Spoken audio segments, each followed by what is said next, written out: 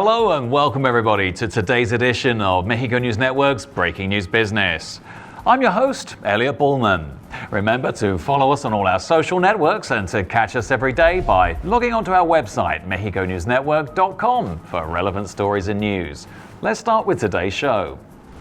US President Donald Trump said on Sunday he plans to talk to Canadian and Mexican leaders soon to begin renegotiating the North American Free Trade Agreement. We will begin NAFTA-related negotiations, Trump said during a swearing-in ceremony for his advisors. We're going to start renegotiations of NAFTA, immigration, and border security, he added.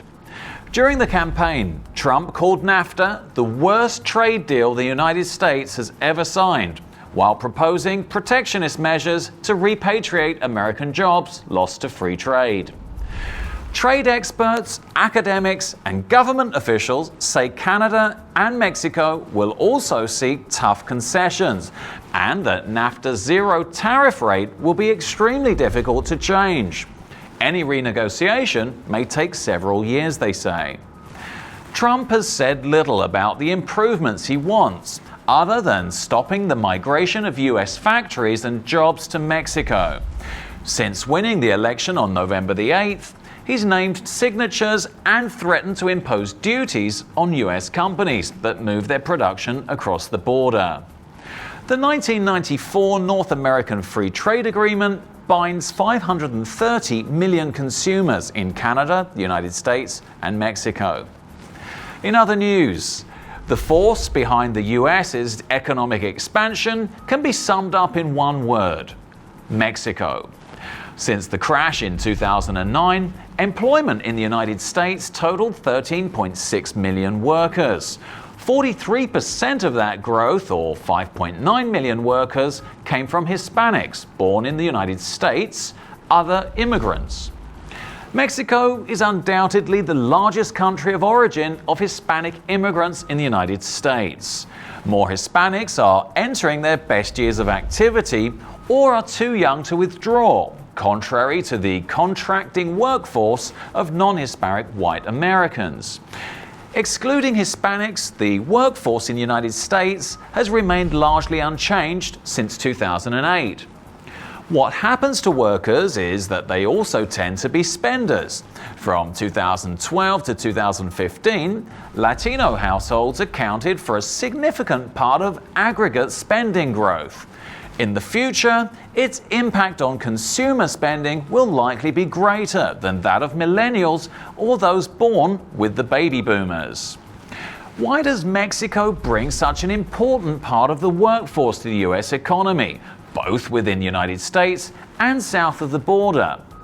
Well, because it's one of the few countries in the world that has the geographical and demographic profile to support the labor needs of a country as large and dynamic as the United States. It's the 10th largest country in the world and still has a growing young workforce and is next to the United States. It should come as no surprise then that 9 out of the 11 new car plants built in North America since 2011 are in Mexico. This move abroad is not necessarily bad news for workers in the Michigan auto industry either. The various high-growth states in the South and West and the largely low-growth white states in the Northeast and Midwest face different labor challenges in the next generation. But in both cases, Mexico will have to be part of that solution. With regard to the US workforce and the US companies that move jobs abroad, the future of the US economy will probably be made in Mexico. In other headlines, the president of the Employers Confederation of the Mexican Republic in Quintana Roo, COPARMEX, Elliot Bullman, has said that following the violence that rocked the city of Cancun last Tuesday, to the same degree that the negativity went viral, the positive aspects about the destination warrant the same amount of publicity. Peniche said that among the strategies they're using to tackle the negative image of last week's incidents in Playa del Carmen and Cancun is to firstly highlight all the positive features about the country's top touristic destination, despite the unpleasant events that took place. Among the measures to be taken is that local businesses will seek to minimize the impact created owing to the speed with which the news spread. Businessmen immediately called on citizens to avoid spreading rumors and false information about these events. Many people started saying things that simply were not true.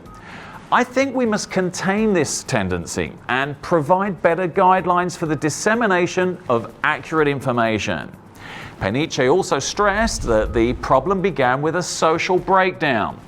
We've forgotten the importance of working with our citizens. The president of COPARMEX reiterated that it's necessary to promote the culture of condemnation of crime.